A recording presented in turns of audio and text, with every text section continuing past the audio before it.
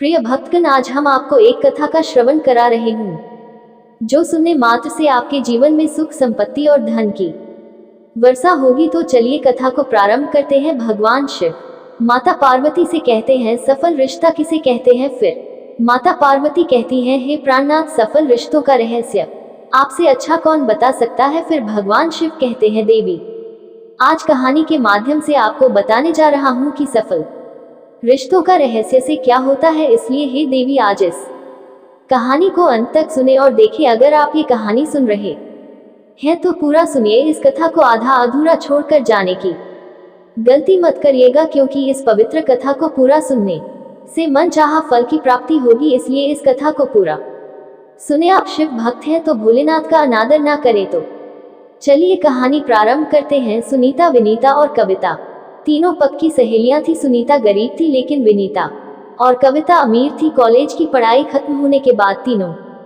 की शादी हो गई थी। शादी के बाद एक दिन दोनों अमीर सहेलियां गरीब सुनीता के घर गई, अमीर सहेलियां गरीब सहेली के घर आई। सुनीता, विनीता और कविता की दोस्ती पूरे कॉलेज में मशहूर थी। तीनों की दोस्ती के बीच अमीरी और गरीबी की कोई दीवार नहीं थी। तीनों एक साथ एक बेंच पर बैठकर लेक्चर अटेंड करती। लेक्चर खत्म होने के बाद यार, मुझे तो बड़ी भूख लग रही है, आज मैंने नाश्ता भी नहीं किया, चलो कैंटीन चलते हैं, समोसे खाएंगे। हाँ चलो, विनीता ने कहा। चल सुनीता। कविता ने कहा, नहीं यार, तुम लोग जाओ, मुझे भूख नहीं है। सुनीता ने जवाब दिया, विनीता, तुझे पता है ना कि हम तेरे बिना कुछ नहीं खाएंगे, अब बहाने मत बना और हमारे साथ चल चल। कविता और विनीता सुनीता को खींचकर कैंटीन ले जाते हैं। वहां तीनों समोसे और रोल खाते हैं। कविता और विनीता रोज ऐसा करते थे। उन्हें पता था कि सुनीता घर से कुछ खाकर नहीं आती है, इसलिए वह दोनों भी अपने घर से भूखे ही कॉलेज जाते थे। सुनीता को खिलाने के लिए दोनों उसे कैंटीन ले जाते। वहां तीनों जमकर खाते और पेमेंट की बारी एक दिन विनीता की होती थी तो एक दिन कविता की। मैं कितनी लकी हूँ कि तुम दोनों मेरी फ्रेंड हो, भगवान करे सातों जन्म में तुम दोनों ही मेरी फ्रेंड बनो। अच्छा, अब ज्यादा सेठी होने की जरूरत नहीं है, हमारी परीक्षाएं नजदीक आ रही है। तूने नोट्स तो बनाए होंगे ना? हाँ, मैंने सारे नोट्स बना लिए हैं, तो कल उन्हें लेकर आ जाना, हम दोनों फोटो कॉपी करा लेंगे। दूसरे दिन विनीता अपने नोट्स लेकर कॉलेज आती है। विनीता और कविता उसके नोट्स की फोटोकॉपी करा लेते हैं। तीनों परीक्षा की तैयारी करने लगते हैं। कुछ दिनों बाद कॉलेज की परीक्षाएं शुरू हो जाती हैं। सुनीता विनीता और कविता की खूब मदद करती है। परीक्षा खत्म होने के बाद तीनों सहेलियों की शादी हो जाती है। विनीता और कविता की शादी शहर के सबसे अमीर घरों में होती है, तो वहीं सुनीता की शादी एक गरीब घर में होती है। शादी के कुछ महीने बीत जाने के बाद एक दिन विनीता ने कविता को फोन किया। हेलो कविता। हाय विनीता, कैसी है तू? मैं ठीक हूँ यार, कितने दिन हो गए, हम एक दूसरे से मिले ही नहीं। हाँ यार, हम तीनों कॉलेज में कितनी मस्ती करते थे। चल सुनीता को कॉन्फ्रेंस कॉल में लेते हैं, फिर तीनों ढेर सारी बातें करेंगे, लेकिन हमारे पास तो उसका फोन नंबर ही नहीं है।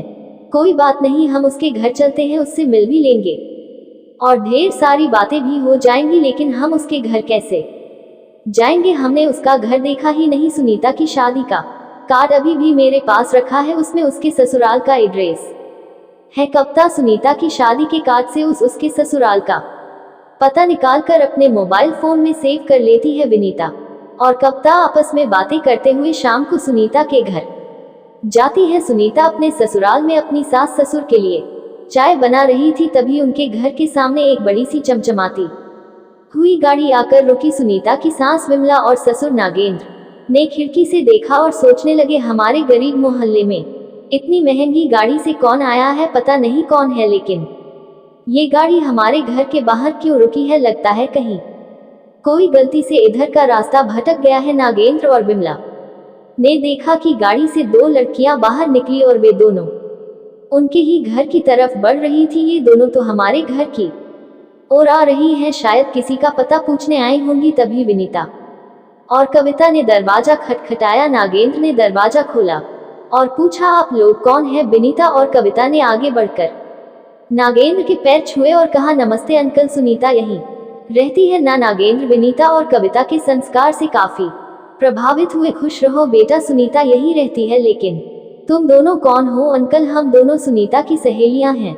मैं, विनीता और कविता हम तीनों कॉलेज में एक साथ ही पढ़ते थे। पढ़ाई खत्म होने के बाद हमारी शादी हो गई और शादी के बाद हम तीनों कभी मिले ही नहीं। आज हमारा मन हुआ कि सुनीता से मिलकर अपनी पुरानी यादें ताज़ा करें, इसलिए यहाँ चले आए। आओ बेटी तुम लोग यहाँ बैठो, मैं अभी सुनीता बहू को बुलाता हूँ। विनीता और कविता घर के अंदर आती हैं। सुनीता के ससुराल में मेहमानों के बैठने के लिए सोफा नहीं था, सिर्फ प्लास्टिक की कुछ कुर्सियां थी, वो भी टूटी हुई।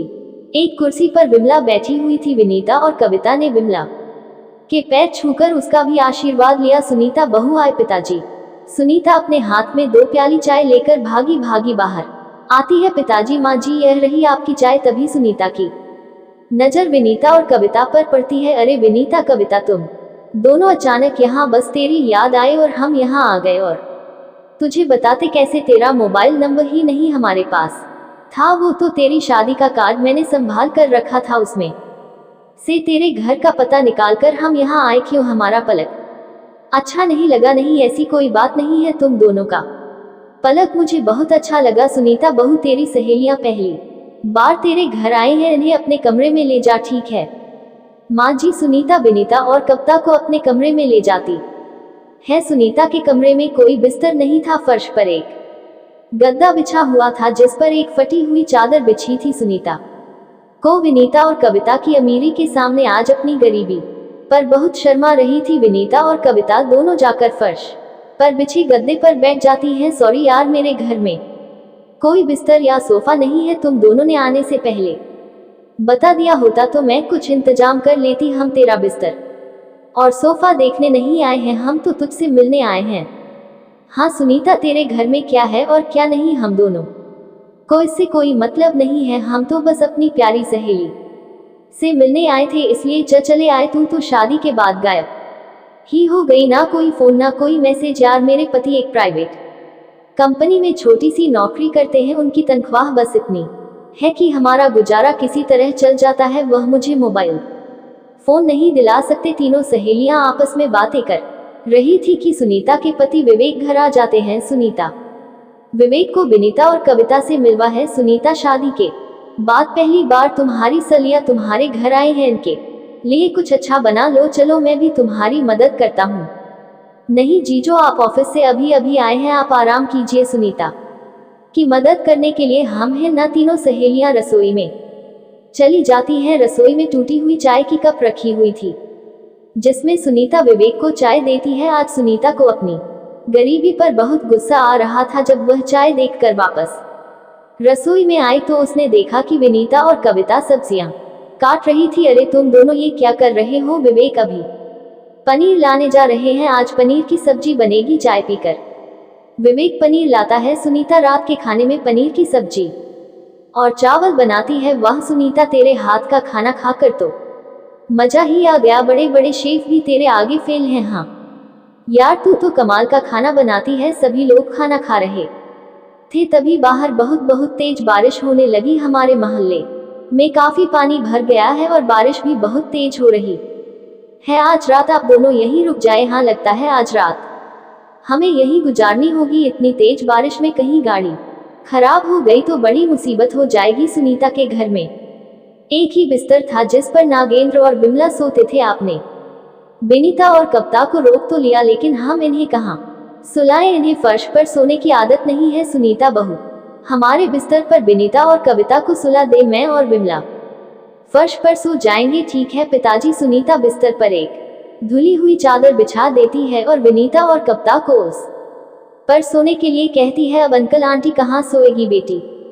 तुम हमारी चिंता मत करो, हमें तो फर्श पर सोने की आदत है। नहीं आंटी जी, आप और अंकल फर्श पर सोए और हम दोनों बिस्तर पर। यह हमें रंजू नहीं, आप और अंकल बिस्तर पर सो जाए। आज हम तीनों सहेलियां एक साथ फर्श पर सोएंगे और रात भर ढेर सारी बातें करेंगे। लेकिन बेटी, तुम लोगों को फर्श पर नींद नहीं आएगी। आंटी जी हमारे साथ हमारी प्यारी सहेली होगी ना, तो हमें कहीं भी नींद आ जाएगी। हम सुनीता के साथ वक्त गुजारने आए हैं और अपने पुराने दिनों की याद ताज़ा करने आए हैं। उससे कोई फर्क नहीं पड़ता कि हम बिस्तर पर सो रहे हैं या फर्श पर। नागेंद्र और विमला को विनीता और कविता का ये व्यवहार बहुत अच्छा लगता है। तुम दोनों के व्यवहार से बिल्कुल भी नहीं लगता कि तुम अमीर हो और हम गरीब अंकल, हम दोनों पैसों से अमीर जरूर हैं, लेकिन आप अमीर हैं क्योंकि आप हमारे लिए अपना बिस्तर छोड़ने को तैयार हो गए। घर आए मेहमान का आदर सत्कार कैसे करना चाहिए, यह बात बड़े बड़े पैसे वालों को भी नहीं पता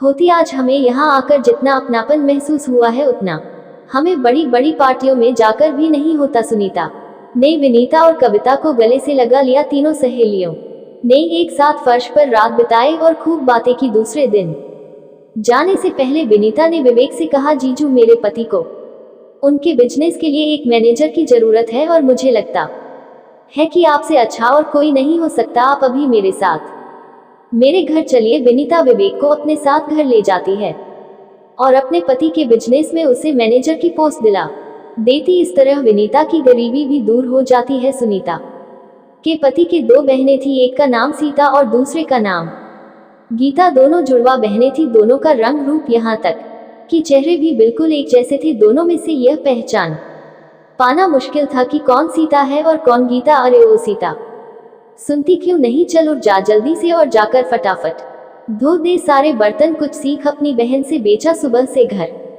के कामों में लगी है और तू तुझसे बिस्तर ही नहीं छोड़ा जा रहा क्या? माँ, तुम हमेशा ऐसे ही करती हो। मैं सीता नहीं, गीता हूँ। सुबह से मैंने ही घर के सारे काम किए हैं, अब जाकर बैठी हूँ थोड़ी देर को। अच्छा, माफ कर दे बेटी, तुम्हारी शक्ल एक जैसी, ऊपर से तुम दोनों कपड़े भी एक जैसे पहन लेती हो। तू आराम कर। वैसे ये सीता कहाँ है? मुझे नहीं पता होगी, यही कहीं लगता है। फिर घर से बाहर निकल गई। घर आने दो उसे, आज इसे दिमाग ठिकाने लगाती हूँ। ये विमला है, गीता और सीता की माँ, जो अपने पति के देहांत के बाद अकेले ही दोनों बेटियों की जिम्मेदारी उठा रही थी। कई बार खुद विमला भी गीता और सीता में अंतर नहीं कर पाती थी। असल में जिसे वह आराम करने को कह रही थी वह गीता नहीं बल्कि सीता थी, जिसने बदही आसानी से अपनी माँ को बेवकूफ बना दिया था। अरे सीता, तू यहाँ बर्तन धो रही है? चल, अच्छा है, जल्दी से कर ले और फिर खाना बनाने में मेरी मदद करना, ठीक है?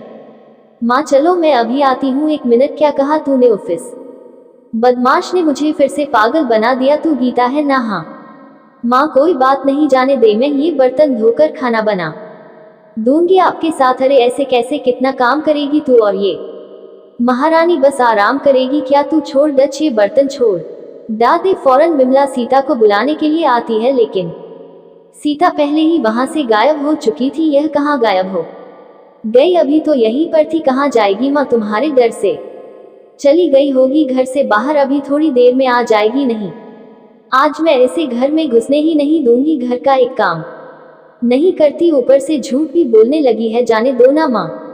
माना कि अपनी सीता थोड़ी शरारती है लेकिन दिल की अच्छी है वो, ये तो आप ही जानती हो ना। हाँ बेटी, लेकिन दुनिया दिल नहीं देखती, आदतों से ही इंसान की पहचान होती है, खास करके लड़कियों की। यहाँ तो तू इसकी गलतियां ढांक लेती है, पर ससुराल में वहाँ कौन करेगा इसकी हिमायत? सब ठीक हो जाएगा माँ, मैं समझाओ इसे, वो समझ जाएगी और सुधर भी जाएगी। गीता ने कई बार सीता को समझाने की कोशिश की, लेकिन सीता पर कोई फर्क नहीं पड़ा। उसे हमेशा से ही बिना कुछ किए बस आराम की जिंदगी चाहिए थी। न तो उसका घर के कामों में मन लगता था और न ही पढ़ाई लिखाई में। सीता, ये क्या है? तेरी सप्लीमेंट्री आई है, ये कैसे हो गया? अब जो होना था वह हो गया। सुनो, इस बारे में मम्मी को मत बताना, ठीक है? नहीं, मम्मी से कैसे छिपा सकते हैं, उन्हें तो बताना ही होगा। और फिर तुझे फॉर्म भरने के लिए फीस भी तो चाहिए होगी, उसकी चिंता मत कर। फीस के पैसों का इंतजाम मैंने कर लिया है, और पास होने का भी। क्या मतलब? तेरे पास पैसे कहाँ से आए और तू करने क्या वाली है? अरे वो मेरा दोस्त है ना राजू, उसने सारी सेटिंग कर रखी है, सब हो जाएगा। बस तू मम्मी के सामने अपना मुंह बंद रखना, समझी ना? लेकिन सीता, ये गलत है। अब भी वक्त है, तू मन लगाकर पढ़ाई कर, मैं तेरी मदद करूंगी। चुप कर तू, और मम्मी के सामने भी चुपी रहना, समझी? गीता सीधी सादी थी लेकिन बहुत समझदार थी। वह हमेशा सीता की गलतियों को छिपा लेती थी और अपनी माँ विमला से कुछ भी नहीं कहती थी, क्योंकि वह विमला के संघर्ष को समझती थी और नहीं चाहती थी कि किसी भी वजह से विमला को तकलीफ पहुंचे। दूसरी तरफ सीता थी, जिसे ना तो अपनी माँ की तकलीफों से कोई मतलब था और ना खुद के भविष्य से। वह तो बस आज में जीती थी, बीता हुआ कल और आने वाला कल जैसे उसके लिए लिखा ही नहीं था। वक्त ऐसे ही बीता। गीता वक्त के साथ और समझदार होती गई और सीता और भी ज्यादा लापरवाह। मम्मी मुझे ये शादी नहीं करनी, तुम मेरे लड़के वालों से ऐसे मना कर दो। यह क्या बोल रही है? सुरेश को तो तूने ही पसंद किया था ना, फिर अब क्यों मना कर रही है? इसलिए क्योंकि मुझे लगा था कि सुरेश से शादी के बाद सब कुछ बढ़िया हो जाएगा, मैं अपनी मर्जी से अपनी जिंदगी जी सकूंगी। लेकिन तुमने तो इस गीता को फिर मेरे पीछे लगा दिया। क्या जरूरत थी इसका रिश्ता सुरेश के छोटे भाई उमेश से करवाने की? मैंने पहल नहीं की थी, उन लोगों ने खुद ही गीता को मान लिया, तो मैं क्या करती? इतने अच्छे रिश्ते को मना कर देती क्या? और वैसे भी इसमें बुराई ही क्या है? बल्कि यह तो अच्छा ही है। गीता तेरे साथ रहेगी तो तुझे सही गलत बताती रहेगी। हाँ हाँ, मुझे सब पता है। क्या करेगी वह? बात बात पर मेरी माँ बनेगी और मुझे ज्ञान देती रहेगी। सीता और गीता का रिश्ता एक ही घर में तय हुआ था। बड़े भाई सुरेश और सीता की शादी होने वाली थी और छोटे भाई उमेश के लिए गीता को पसंद किया गया था। परिवार बहुत ही अच्छा था, पैसे वाले होने के साथ साथ पूरे परिवार में अच्छे संस्कार भी थे। सीता को लगा था कि उसकी शादी ना करने की धमकी से विमला गीता का रिश्ता तोड़ देगी, लेकिन जब यह नहीं हुआ तो मजबूरन सीता को झुकना ही पड़ा और दोनों बहनें एक साथ एक ही घर की बहू बन गई। सीता ये ले पूजा, पर यह साड़ी तो पहन ले, पूजा में नहीं पहनने वाली। शादी को पूरे 15 दिन हो गए और मेरा दिमाग खराब हो गया ये सब पहनते हुए। मैंने आज के लिए ये खास ड्रेस मंगवाई है ऑनलाइन, ये देख सीता। अरे ये क्या है? तू पूजा पर यह ड्रेस पहनेगी? तेरा दिमाग तो ठीक है पूजा, दिमाग तेरा ठिकाने पर नहीं है जो यहाँ भी मुझे ज्ञान देने की कोशिश कर रही है। देख, हम ट्विंस हैं, तो अब तक ना तो मुझसे बड़ी थी और ना ही मैं तुझसे, पर यहाँ रिश्ता बदल गया है। यहाँ मैं तेरी जेठानी हूँ और तू मेरी देवरानी, तो ज्ञान देने का काम मेरा है, समझी नहीं? अब यहाँ से चली जा। सीता की बात सुनकर गीता को बुरा तो लगा, लेकिन वह बिना कुछ कहे अपने कमरे में वापस चली गई। हालांकि उसके मन में बस एक ही डर था कि शाम को पूजा में क्या होगा। सीता ने जैसा कहा था वह अपनी मॉडर्न ड्रेस पहनकर ही तैयार हुई, लेकिन जैसे ही वह अपने कमरे से बाहर निकली उसने कहा, ओ सॉरी, गलती हो गई, पता नहीं कहाँ ध्यान था मेरा। मुझे सब पता है, तेरा सारा ध्यान बस इसी बात पर था कि कैसे तू मेरी इतनी अच्छी ड्रेस खराब करे, जो तूने आखिर कर ही दी। सच में गीता, समझती तो मैं पहले भी थी, पर अब पूरा यकीन हो गया कि तू मुझसे कितना जलती है। तूने जानबूझकर मेरी ड्रेस खराब की है ताकि मैं सबके सामने तुझसे अच्छी ना दिखूं। अब मैं क्या पहनूंगी? मेरे पास बस यही एक ड्रेस थी। तू चिंता मत कर सीता, मैं तेरे लिए साड़ी लेकर आती हूँ, वही वाली जो तुझे पसंद थी, पर माँ ने मुझे दे दी थी, तो उसे रख ले और आज वही पहन ले। आहा हाँ हाँ, मेरी इतनी महंगी और बढ़िया ड्रेस खराब करके अब मुझ पर एहसान करना है तुझे? तू रहने दे, जब मुझे वो साड़ी चाहिए थी तब तो तुझसे दी नहीं गई, और अब बड़ी आए मुझे साड़ी देने वाली सीता को मजबूर होकर वह ड्रेस बदलनी ही पड़ी। यह सच था कि गीता ने ये सब जानबूझकर किया था, लेकिन ये सब उसने सीता के भले के लिए ही किया था और आगे भी वह ऐसा ही करती रही। सीता जब भी कोई गलती करती तो गीता किसी ना किसी तरह से उसे बचा ही लेती थी, यहाँ तक कि वह सीता की गलतियों को भी अपने सिर पर ले लेती थी। उफ, इस सब्जी में नमक इतना तेज क्यों है? और ये पराठे भी कच्चे हैं। बहू, ये सब क्या है? सॉरी माँ जी, गलती हो गई, आगे से ऐसा कभी नहीं होगा। असल में वह खाना गीता ने नहीं बल्कि सीता ने बपल का था, जो पास में ही खड़ी थी, पर कुछ बोली नहीं। बाद में सीता जताना चाहती थी कि अगर तू इतनी महान है तो ठीक है, फिर आज से तू ही सबके लिए खाना बनाना। सीता ने ऐसा ही किया, उसने घर के प्रति कोई जिम्मेदारी नहीं निभाए और घर का सारा काम गीता पर ही डाल दिया। सीता बड़ी चालाकी से गीता से घर का सारा काम करवा लेती थी और आखिर में खुद आगे रहकर सारा क्रेडिट ले लिया करती थी। दोनों बहनों की शक्ल एक जैसी होने की वजह से कोई भी सीता की यह चालाकी नहीं समझ पाया। फिर एक दिन सीता ने कहा, बेटा जाओ अंदर से गर्म पानी ले आओ, मुझे अपने पैरों की सिकाई करनी है। गीता ने कहा, पर मैं तो। सीता ने तुरंत कहा, अच्छा ठीक है, मैं लेकर आती हूँ। सीता ने सोचा, इस बुढ़िया को भी अभी रोकना था मुझे। इतनी मुश्किल से तो सुरेश को मुझे बाहर ले जाने का टाइम मिला है, वह बाहर मेरा इंतजार कर रहे होंगे और उफ, लगता है लेट हो जाऊंगी। जल्दबाजी में गर्म पानी ले जाते हुए सीता का पैर फिसल गया। सीता के साथ बड़ा हादसा हो सकता था, लेकिन गीता ने ऐसा होने नहीं दिया। उसने सीता को संभाला, लेकिन इस दौरान सारा गर्म पानी उसके खुद के ऊपर गिर गया, जिससे उसका शरीर काफी हद तक जल गया। अब गीता बिस्तर पर थी और सीता शर्मिंदा होकर बोली, गीता ये क्यों किया तूने? मैंने हमेशा तेरे साथ इतना गलत व्यवहार किया, फिर भी तूने मुझे क्यों बचाया? देख मेरी वजह से तेरी क्या हालत हो गई। गीता ने मुस्कुराते हुए कहा, कोई बात नहीं, मैंने वही किया जो मुझे ठीक लगा, और तूने भी तो हमेशा वही किया जो तुझे ठीक लगा। सीता तू मुझसे भले ही कोई रिश्ता निभा या ना निभा, पर मेरे लिए तो हमेशा मेरी प्यारी बहन ही रहेगी। सीता को अब जाकर अपनी गलतियों के साथ साथ गीता की अहमियत का भी एहसास हुआ। दोनों भले ही जन्म से जुड़वा बहनें थी, लेकिन इनके रिश्ते में ये जुड़ाव पहली बार आया था। इसके बाद से सब बदल गया। सीता ने खुद को पूरी तरह से बदल दिया। वह घर की जिम्मेदारियां निभाने के साथ साथ गीता का भी खूब अच्छे से ख्याल रखने लगी, क्योंकि अब वह गीता की जेठानी से उसकी बहन जो बन गई थी। बहू की छवि एक साफ सुथरी सुंदर सी लड़की की होती है, लेकिन अगर बहू हर समय अपना सिर खुजला रहे तो बेचारे ससुराल वालों पर क्या गुजरेगी। ऐसा ही होता था अमृता के ससुराल वालों के साथ, क्योंकि अमृता के सर में जुओं का बसेरा था। तो चलिए देखते हैं जुए वाली बहू। अमृता हर समय अपना सिर खुजला रहती थी, जिसे देखकर उसकी माँ सोनम बहुत गुस्सा करती थी। हर समय बस सिर खुजला रहना, तुझसे ये तो नहीं होता कि सर में जुए वाली दवाई लगाकर शैम्पू कर ले और बालों को साफ रखे अपने आलस के मारे, तो हम सबके सिर में भी जुओं का घर बनवा देंगी। माँ की बात सुनकर अमृता अपने कमरे में चली जाती है। अमृता कॉलेज में पढ़ती थी और उसके सिर में बहुत जुए थी। वह अपने लंबे और घने बालों को कभी ठीक से साफ नहीं रखती थी और ना ही उनकी अच्छे से देखभाल करती थी। घर या कॉलेज में उसके बगल में कोई नहीं बैठना चाहता था। शाम को घर के सारे लोग बैठकर टीवी देख रहे थे, तभी अमृता भी वहां आ जाती है और अपनी माँ सोनम के बगल में बैठ जाती है। तभी सोनम जोर से चिल्लाती है, अमृता दूर हट जा यहाँ से, मेरे बगल में बैठने की जरूरत नहीं है। अमृता ने पूछा, लेकिन क्यों माँ, ऐसा क्यों कह रही हो, जैसे तुम्हें कुछ पता ही नहीं है। सोनम ने कहा, तेरे सिर में बहुत जुए हैं, वे जुए मेरे सिर में भी अपना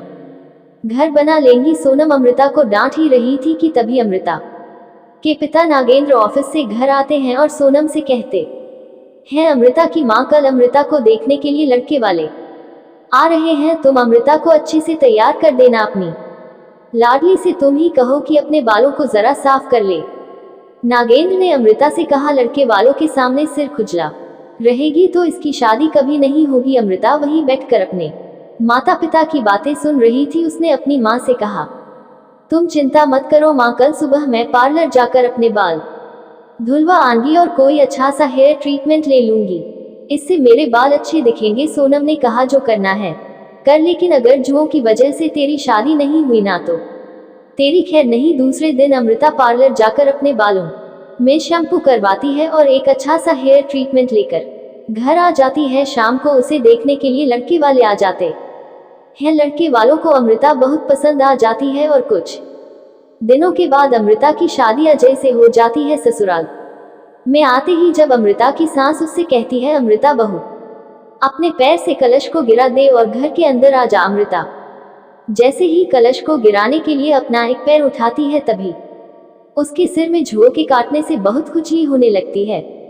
और अमृता अपने हाथ से अपना सिर खुजाने लगती है। इस कारण अमृता का बैलेंस बिगड़ जाता है और वह गिर जाती है। अरे क्या हुआ बहू, तू गिर कैसे गई? अमृता का पति अजय उसे संभालता है और उठाता है। तभी अमृता की नंद संगीता अपनी माँ से कहती है, अरे माँ, भाभी के सिर में खुजली हो रही थी, कहीं भाभी के सिर में जुए तो नहीं? नहीं नहीं रे, सिर में जुए नहीं है, अमृता कहती है। लेकिन तभी अमृता की सांस रंजू की नजर अमृता के घूंघट पर जाती है। उसके घूंघट पर जुए चल रही थी। संगीता, तू सही कह रही थी, बहू के बालों में तो इतनी जुए हैं कि वह घूंघट तक पहुंच गई है। अब तो भाभी हम सबको भी जुओं का प्रसाद बांट देगी, तू चिंता मत कर, मैं इसके बालों में जुओं को मारने वाली दवाई लगा दूंगी। रंजू कहती है, अगर आप लोगों का जुओं का पुराण खत्म हो गया हो तो क्या हम दोनों घर के अंदर आ सकते हैं? अजय पूछता है।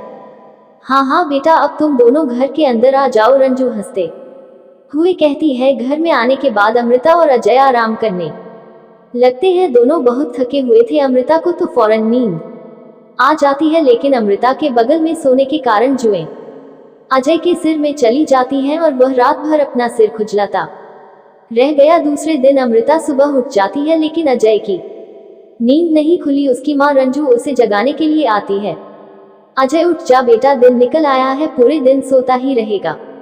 क्या सोने दो माँ, मैं रात भर नहीं सोया हूँ, रात भर मेरे सर में खुजली होती रही और मैं अपना सर खुजा रहा है। भगवान, हम तो जुए वाली बहू घर ले आए, अब तो उसके सिर की जुएं हमारे सिर में भी आ जाएंगी और हमारी रातों की भी नींद हराम हो जाएगी। रंजू अमृता को जुए मारने वाली दवाई लाकर देती है और कहती है, अमृता बहू, इस दवाई को रात में अपने सिर में लगा लेना और सुबह उठकर शैम्पू कर लेना। लेकिन माँ जी, मैं रात भर इस दवाई को अपने सिर पर लगाकर नहीं रह सकती। इस दवाई को लगाने से मेरे सिर में बहुत जलन होती है। स्वाति, बहुत जलन तो होगी ही, लेकिन इससे तेरे सिर की जुएं खत्म हो जाएंगी। लेकिन अमृता अपनी सांस की नजर बचाकर उस दवाई को फेंक देती है और अपनी सांस से झूठ बोल देती है कि उसने वो दवाई अपने सिर पर लगा ली है। कुछ दिनों बाद अमृता के ससुराल में कुछ रिश्तेदार खाने पर आने वाले थे। अमृता बहू, बरेली वाले चाचा चाची और कानपुर वाले मौसा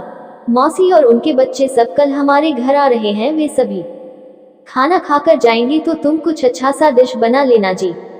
मन जी, आप बिल्कुल फिक्र मत कीजिए, मैं उनके लिए बहुत बढ़िया सी और कई तरह की डिश बनाऊंगी। दूसरे दिन अमृता रसोई में जाकर मेहमानों के लिए पकवान बनाने लगती है, लेकिन तभी उसके सिर में बहुत खुजली होने लगती है और वह आटा बेसन से सने हाथों से ही अपना सिर खुजलाने लगती है। हे भगवान, मेरा सिर तो फिर से खुजलाने लगा, इसे खुजला कर कितनी राहत मिलती है। अपना सिर खुजला हुए ही अमृता मेहमानों के लिए खाना बनाती है। दिन में जब सारे मेहमान घर पर आते हैं, तब अमृता की सास रंजू अमृता के कमरे में जाती है और कहती, अमृता बहू, बाहर रिश्तेदार आ गए हैं, तू बाहर आकर सबसे मिल ले। और सिर पर घूंघट रखकर पलक अमृता जवाब देती है, जी माँ जी, अभी आती हूँ। सिर पर घूंघट तो रखना ही पड़ेगा, नहीं तो सारे लोग मेरे सिर की जुएं देख लेंगे। अमृता मन ही मन सोचती है, बाहर कैसे जाऊं, मेरे सिर की जुएं तो बहुत काट रही है, कितनी खुजली हो रही है, सबके सामने अपना सिर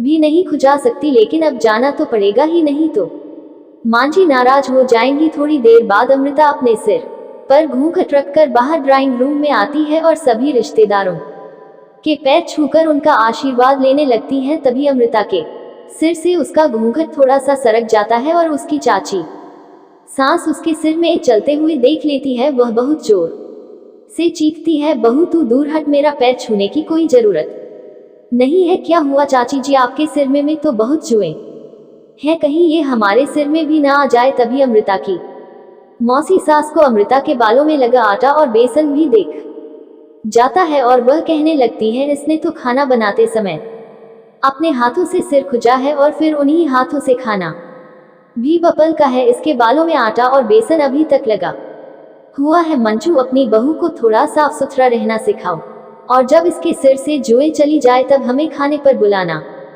ते बहू, तेरे रिश्तेदारों का क्या स्वागत करेगी, वह तो अपने सिर में जुए के रिश्तेदारों को दावत पर बुला बैठी है। सारे रिश्तेदार बिना खाना खाए वहां से चले जाते हैं, जिससे अमृता के ससुराल वाले बहुत नाराज हो जाते हैं। अजय, बेटा, अमृता बहू को उसके मायके छोड़ आओ और जब तक इसकी जुएं ठीक ना हो जाएं, इसे वापस लेकर मत। पलक, और सुन अमृता बहू, अब तू दोबारा इस घर में तभी कदम रखेगी जब तेरे सिर की जुएं खत्म हो जाएंगी। माँ, मेरा तो मन है कि इसे तलाक दे दूं। जब से शादी हुई है मैं रातों को सो नहीं पाता हूँ, बस अपना सिर खोजाता रहता हूँ। तलाक की बात सुनकर अमृता के पैरों तले जमीन खिसक जाती है। अजय जी, आप इतनी छोटी सी बात पर मुझे तलाक दे देंगे? बात तो छोटी सी है, लेकिन इस छोटी सी बात के कारण आज रिश्तेदारों के सामने हमारी बड़ी बेइज्जती हो गई है। इससे पहले हमारे घर में ऐसा कभी नहीं हुआ कि दूर से आए रिश्तेदार बिना खाना खाए वापस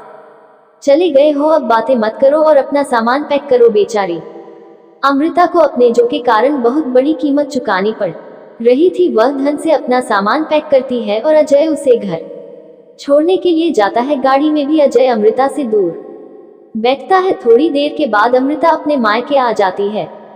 अजय उसे घर छोड़कर बाहर से ही वापस चला जाता है। अमृता को सामान के साथ आया हुआ देखकर उसकी मां सोन मुझसे कहती है अरे अमृता, तू सामान लेकर अकेले क्यों आई है दादाजी? माँ वो तो चले गए। क्यों चले गए? तूने उन्हें रोका क्यों? नहीं माँ, वह मुझसे बहुत नाराज है। इतना कहकर अमृता रोने लगती है और अपनी माँ के गले लगने के लिए आगे कदम बढ़ाती है। दूर दूर हट, मेरे पास मत पलक, तेरे सर में बहुत जुए हैं, मुझे तेरी जुए नहीं चाहिए। माँ अब तुम भी मेरे साथ ऐसा करोगी? पहले ये बता कि ऐसा क्या कर दिया तूने कि दामाद जी इतने नाराज हो गए। तब अमृता ने अपनी माँ सोनम को सारी बात बताई, जिसे सुनकर सोनम ने कहा, क्या बात तलाक तक आ पहुंची? मैं तुझसे पहले ही कहती थी कि अपने सिर में वाली दवाई लगाकर, लेकिन तूने मेरी बात नहीं मानी। देख अमृता, अगर जुओं की वजह से तेरी शादी टूटी तो मैं तुझे इस घर से भी निकाल दूंगी। अपनी माँ की बात सुनकर अमृता फूट फूट कर रोने लगती है और मन ही मन सोचती है, इन जुओं के कारण सब मुझसे दूर चले गए हैं। मुझे किसी भी हालत में अपने सिर की जुओं को खत्म करना ही होगा। अमृता अपने आंसू पूछती है और तुरंत मेडिकल स्टोर जाती है और जुए मारने वाली दवाई लेकर आती है। अब अमृता रोज रात को सोने से पहले अपने सिर में जुए मारने वाली दवाई लगाती और अगले दिन शैम्पू करती। उसने जुए निकालने वाली कंघी भी खरीदी और उस कंघी से अपने बालों की जुए खुद निकाल कर मारती। इस तरह 1 महीने तक अमृता ने अपने सिर से जुओं को भगाने के लिए खूब मेहनत की। 1 महीने के बाद अमृता के सिर से सारी जुएं चली गई थी। उसने अपने पति और उनको फोन करके यह बात बताई। अरे वाह, अगर ऐसा है तो मैं तुम्हें लेने कल ही आ रहा हूँ। और दूसरे दिन अमृता अपने पति अजय के साथ अपने ससुराल आ जाती है। अभय की शादी मानवी से होती है। शादी के बाद अभय की सास उसकी इकलौती और खूबसूरत साली पलक की शादी की जिम्मे उसे सौंप देती है। अब अभय अपनी खूबसूरत साली की शादी के लिए लड़का ढूंढने लगता है। अभय जयमाला के लिए मानवी का इंतजार कर रहा था। यहाँ मानवी को भी जयमाला के लिए आने में कितना वक्त लग रहा है पता नहीं कब है कि तभी मानवी स्टेज पर आती हुई दिखाई देती है। आखिरकार मानवी आ रही है, लेकिन इसके साथ यह बला की खूबसूरत लड़की कौन है जो इसके बगल में चल रही है? कहीं यह मानवी की छोटी बहन पलक तो नहीं? अरे यार, ये तो बहुत ही खूबसूरत है। मैंने इससे पहले क्यों नहीं देखा? अगर इससे पहले देख लिया होता तो इसी से शादी करता, लेकिन अब तो कुछ नहीं हो सकता। चलो, यह मेरी साली तो है, बस इतने से ही संतोष कर लूंगा। वैसे भी साली आधी घरवाली होती है। अभय अपने मन में ये सब सोच ही रहा था और मानवी भी उसके पास आ जाती है। क्या सोच रहे हैं जीजा जी? दीदी के गले में वरमाला नहीं डालेंगे क्या? सोच रहा हूँ कि यह वरमाला आपके गले में डाल दूं। नहीं नहीं जीजा जी, ऐसा सोचना भी मत। अब जल्दी से दीदी के गले में वरमाला डालिए। ठीक है, आप कह रही हैं तो मैं आपकी दीदी को वरमाला पहना देता हूँ। उसके बाद अभय और मानवी एक दूसरे को वरमाला पहनाते हैं। कुछ देर बाद शादी की रस्में भी शुरू हो जाती हैं और शादी संपन्न हो जाती है। मानवी की विदाई हो जाती है और वह अपने ससुराल चली जाती है। शादी के कुछ दिनों बाद अभय से मानवी की माँ कहती है, बेटा तुम दोनों को पग फेरों के लिए बुलाया है तो कल मानवी को लेकर उसके मायके चले जाना। ठीक है माँ, इसी बहाने मेरी खूबसूरत साली पलक से भी मुलाकात हो जाएगी। क्या कहा तूने? कुछ नहीं माँ, मैं कल मानवी को लेकर उसके मायके चला जाऊंगा। अगले दिन अभय मानवी को लेकर उसके मायके जाता है, जहां पलक उन दोनों का स्वागत करती है। वेलकम जीजू, हमारे घर में आपका स्वागत है। क्या लाऊं आपके लिए, ठंडा या गर्म?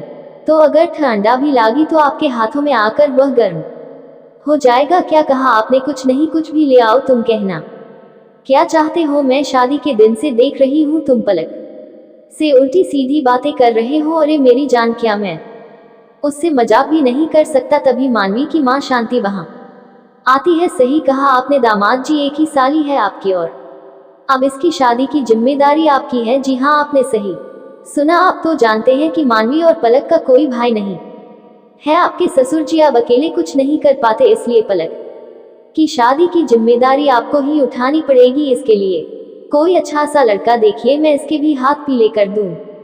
अभय मन ही मन सोचता है कि काश पलक की शादी मुझसे ही हो जाती, काश पलक की शादी मुझसे ही हो जाती, लेकिन ऐसा हो नहीं सकता। आप क्या सोचने लगे दामाद जी? कुछ नहीं, मैं पलक के लिए कोई अच्छा सा लड़का देखकर आपको बताता हूँ। तभी पलक शरबत लेकर आती है। लीजिए जीजू, शरबत पीजिए और अपने कमरे में जाकर आराम कीजिए। थोड़ी देर में आप दोनों को खाने के लिए बुलाती हूँ। इतनी खूबसूरत लड़की खाना भी बनाती है हाँ, माँ ने मुझे सब कुछ सिखाया है, फिर तो आपके लिए मिलना और भी आसान हो जाएगा। अभय की इस बात पर पलक शर्मा कर वहां से चली जाती है। पग फेरों की रस्म के बाद दूसरे दिन अभय और मानवी भी वहां से चले जाते हैं। कुछ दिन बाद शांति अभय को फोन करती है, दामाद जी आपने पलक के लिए कोई लड़का देखा? आप चिंता मत कीजिए माँ जी, मैं आपको 23 दिन में बताता हूँ। ठीक है दामाद जी। अभय पलक के रिश्ते के लिए सोचने लगता है, इतनी खूबसूरत साली को कौन अपने से दूर भेजना चाहेगा। पलक की शादी किसी ऐसे लड़के से करवा देता हूँ जो मेरे आसपास ही रहता हो। तभी अभय को अजय का ध्यान आता है। अजय अभय की टीम में काम करता था और उसका घर अभय के घर के पास ही था। पलक की शादी अजय से करवा देता हूँ। काम के सिलसिले में अक्सर अजय के घर जाना होता ही है। इसी बहाने मेरी खूबसूरत साली मेरी नजरों के सामने रहेगी। अभय उसी समय शांति को फोन करता है और अजय के बारे में बताता है। ये तो बहुत अच्छी बात है दामाद जी, दोनों बहनें आसपास रहेंगी तो उनका दिल भी लगा रहेगा। आप अजय से कहे कि कल हम लोग रिश्ते की बात करने उसके घर आएंगे। अजय और उसके माता पिता की रजामंदी भी तो लेनी जरूरी है माँ जी। आप तो बस ये रिश्ता पक्का समझिए। अजय के माता पिता मेरी बात को कभी नहीं टालेंगे। ठीक है दामाद जी, आपने तो मेरी सारी टेंशन ही दूर कर दी। दूसरे दिन शांति अपने पति सुभाष के साथ अजय के घर आती है। अजय के माता पिता अभय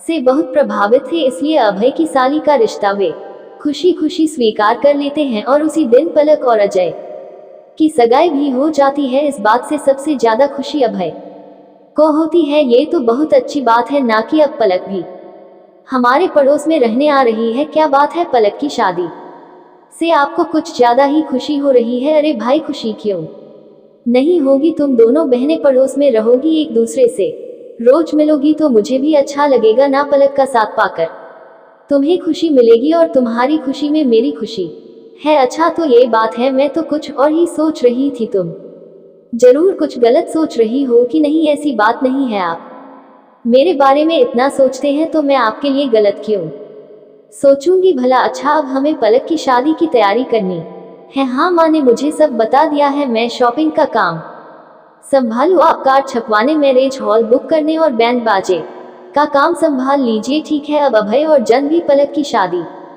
की तैयारियों में जुट जाते हैं। दोनों अपनी अपनी जिम्मेदारियां निभाते हैं और 1 महीने बाद पलक की शादी अजय के साथ हो जाती है। शादी के बाद अभय रोज सुबह शाम किसी ना किसी बहाने से अजय से मिलने उसके घर चला जाता। अरे सर, आप अभी तो सुबह के 8:30 बजे हैं, मैं ऑफिस के लिए निकल ही रहा था। मैंने सोचा कि अब तो हम दोनों रिश्तेदार बन चुके हैं तो क्यों ना आ जाऊं। ठीक है, मैं अभी आया। अजय जी सर, क्या मुझे 1 गिलास पानी मिल सकता है? ठीक है सर, मैं पानी भिजवा आता हूँ। थोड़ी देर में अजय की माँ आदित्य के लिए पानी लेकर आती है। आंटी, आपने पलक को क्यों नहीं भेजा? बेटा, पलक कपड़े धो रही है इसलिए मैं तुम्हारे लिए पानी ले आई। ठीक है माँ जी। पानी पीकर अभय अजय को लेकर ऑफिस चला जाता है। शाम को भी दोनों साथ में घर लौटते हैं। अभय अजय को उसके घर ड्रॉप करता है और तभी एक लंबी उबासी लेता है क्या बात है सर, लगता है आप बहुत थक गए हैं। हाँ, आज ऑफिस में बहुत ज्यादा काम था, मीटिंग पर मीटिंग, फिर प्रेजेंटेशन। थकान तो होगी, अगर 1 कप चाय मिल जाती तो। चलिए ना सर, मैं आपको चाय पिलाता हूँ। अभय ने ये सब इसलिए किया था कि वह पलक से मिल सके, लेकिन जब वह घर के अंदर गया तो अजय के पिताजी ने बताया कि पलक और कैलाश दोनों बाजार गए हैं। ठीक है, तो मैं चलता हूँ सर, चाय तो पीते जाए, मैं बहुत अच्छी चाय बनाता हूँ। नहीं, चाय फिर कभी पी लूंगा। अभय वहां से अपने घर आ जाता है। इसी तरह अब अभय रोज पलक को देखने के लिए अजय के घर आता और उसे अपने साथ ऑफिस ले जाता और शाम को उसे घर ड्रॉप कर देता, लेकिन उसे पलक कभी भी दिखाई नहीं दी। इस बात से अभय चिढ़ गया। खूबसूरत साली के रोज दर्शन करने के लिए उसने अपने जूनियर से उसकी शादी करवाई, जो उसके पड़ोस में रहता है। लेकिन शादी के बाद एक दिन भी पलक मुझे नजर नहीं आए। अब अभय इस बात का गुस्सा ऑफिस में अजय पर निकालने लगा और उसे छोटी छोटी बातों पर डांटने लगा। एक दिन की बात है, अभय ने पूछा, अजय आज ऑफिस क्यों नहीं आया? आने दो, इस बार तो उसे जॉब से निकाल दूंगा। तभी अभय के पास एक मेल आता है। अरे, ये तो अजय की मेल है क्या? अजय ने रिजाइन कर दिया। ओनो, तभी अभय के पास अजय की कॉल आती है। हेलो सर, मैं जॉब छोड़ रहा हूँ, मुझे नई जॉब मिल गई है, वो भी बेंगलुरु में। लेकिन तुम्हें बेंगलुरु जाने की क्या जरूरत है? फिर यहाँ पलक और तुम्हारे माता पिता कैसे रहेंगे सर? वे सभी मेरे साथ बेंगलुरु जाएंगे। कंपनी की ओर से मुझे वहां रहने के लिए फ्लैट दिया जा रहा है। इतना कहकर अजय फोन रख देता है। मेरी खूबसूरत साली मुझसे दूर जा रही है, मैं ऐसा नहीं होने दूंगा, मुझे कुछ करना होगा। अभय शाम को घर लौटते वक्त अजय के घर जाता है, लेकिन घर में ताला लगा हुआ था। तभी अभय के फोन पर एक मैसेज आता है। ये तो पलक का मैसेज है। मैसेज में लिखा था, डियर जीजू, मैं और अजय जानते हैं कि आप बहाने से मुझसे मिलने के लिए हमारे घर आया करते थे और मुझसे न मिल पाने की खींच आप अजय पर निकालने लगे। इस बात का पता तो मुझे आपकी शादी के वक्त ही लग गया था कि आपकी नज़र मुझ पर है। सोचिए, यह बात दीदी को पता लग जाती तो उनको कैसा लगता, कई जिंदगियां बर्बाद हो जाती। इसलिए हम लोग ये शहर छोड़कर जा रहे हैं। मैसेज पढ़कर अभय बहुत शर्मिंदा होता है और लौटकर अपने घर आ जाता है। इस वीडियो को बोलते समय कोई त्रुटि हो तो मैं क्षमा चाहती हूँ। उम्मीद है आप सभी को यह वीडियो अच्छी लगी होगी। अगर आप शिव के सच्चे भक्त हैं तो चैनल को सब्सक्राइब और वीडियो को लाइक करके कमेंट में हर हर महादेव लिख दीजिए।